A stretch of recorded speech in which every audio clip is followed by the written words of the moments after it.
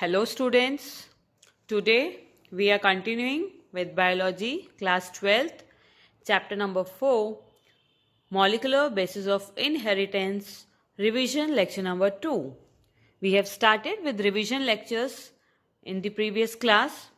Okay, so in our last lecture we have covered the topics, that is discovery of DNA and the genetic material DNA or protein.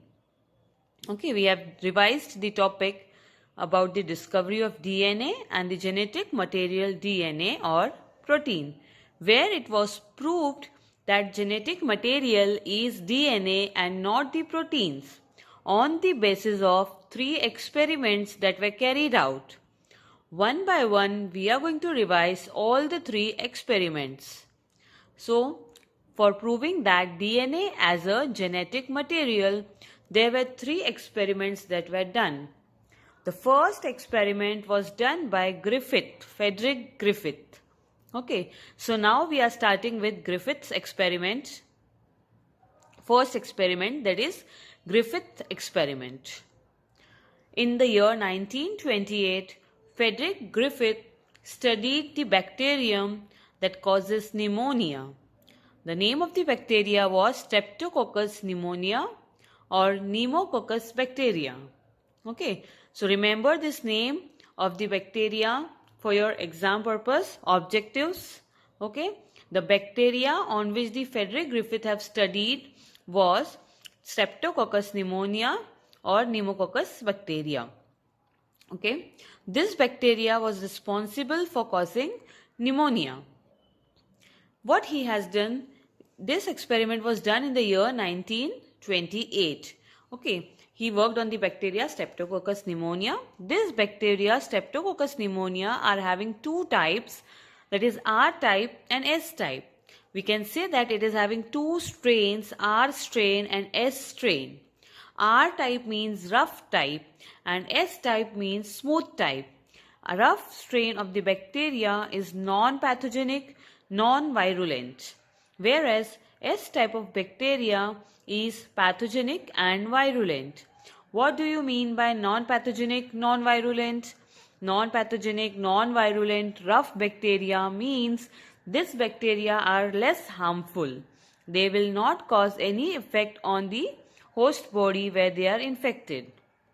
But if any person is infected with S type of bacteria, then it becomes very dangerous for that person. This S type of bacteria is very pathogenic and virulent. It kills the person in which it enters.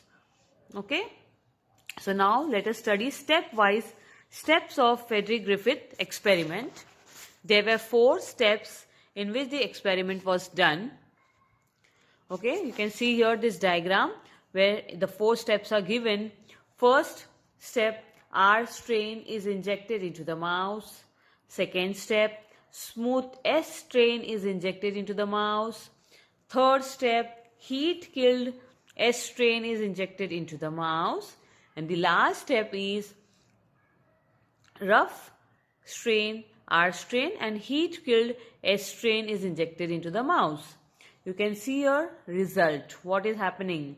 When R strain is injected into the mouse, what happens? The mouse is alive. The mouse lives.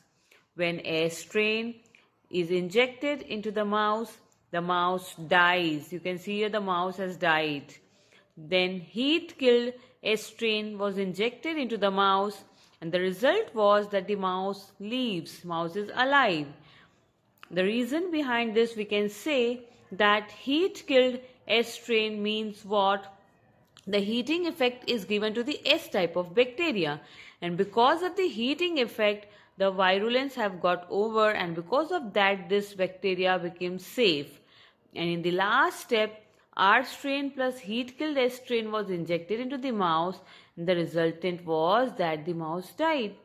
Then it was like question mark, how this mouse have died? So there was the further research that was done in this experiment. Okay, I repeat the steps. You can see here R strain is injected into the mice. The mice survived. That means R strain is non-pathogenic. Okay, are S strain injected into the mice died. It can be concluded that S strain is pathogenic and virulent, harmful bacteria. When heat-killed S type was injected into the mice survived again. It concluded that because of the heating effect, the bacteria became safe. And in the last step, heat-killed S-type plus R-type was injected into the mice died. When the blood samples of these dead mice was taken, it was observed that in large number living S-type of bacteria was obtained in the blood samples. What would be the reason? Okay, what had happened in the blood samples of the dead mice, large number of living S-type of bacteria was obtained. And from that, it was concluded that Griffith concluded that living R type of bacteria must have picked something from the surrounding heat-killed S type and got changed to S type. Okay, Griffith concluded that living R type of bacteria must have picked something from the surrounding heat-killed S type and got changed to S type. He named that something as transforming principle. This something was named as transforming principle.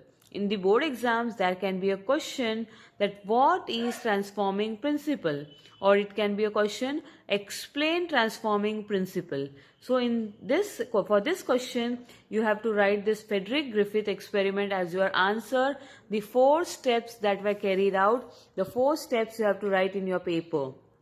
And then you have to write the conclusion that Griffith has given. That living R type has picked something from the surrounding heat-killed S type and got converted to S type. And then that something is named as transforming principle. Okay. Now let us study experiment number 2, that is Avery, MacLeod and McCarthy experiment. This experiment was done in the year 1944. That means it was done later, after 16 years later, after the Frederick Griffith. He has done in 1928, and then it was carried forward by Avery, MacLeod, McCarthy in 1944. What was done here? Avery, MacLeod and McCarthy has done, they have took the last sample, that is heat-killed S type plus R type, into a test tube. This time experiment was done in test tube assay. Okay, heat-killed S type was mixed with R type and then it was mixed with RNA. But what was found? There was no change in the test tube. Then heat-killed S type plus R type was mixed with proteins. Again, there was no change that was found in the test tube. Third time, heat-killed S type plus R type was mixed with DNA, and this time there was a change that was observed in the test tube. What was the change? The R type of bacteria got converted to S type of bacteria. Okay, R type of bacteria got converted to S type of bacteria. And because of that, what happened, that even after that, after conversion, protein digesting enzyme, that is protease, RNA digesting enzyme, that is RNase, was added, but there was no transformation that was observed. But when DNA digesting enzyme, DNase, was added, it has inhibited the transformation process. And hence the conclusion was given that this experiment proved that the transforming principle is nothing but it is DNA. That something that was used, that because of which the transformation has took place, that something was given the name as DNA. Okay, DNA, that is deoxyribose nucleic acid. At the conclusion was that the transforming principle is DNA. Okay, so for final conclusion, this experiments prove that the transforming principle is DNA. Okay, so in the first experiment we started to prove that genetic material, what is the genetic material, what is that is transformed, and in the second experiment we concluded that DNA is the transforming principle. Okay, so now one more experiment is there, that is Hershey and Chase experiment, and that experiment also is going to prove that DNA is the genetic material.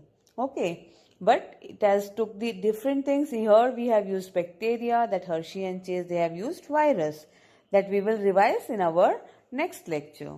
Okay, thank you for today. We will continue with our revision session in our next lectures.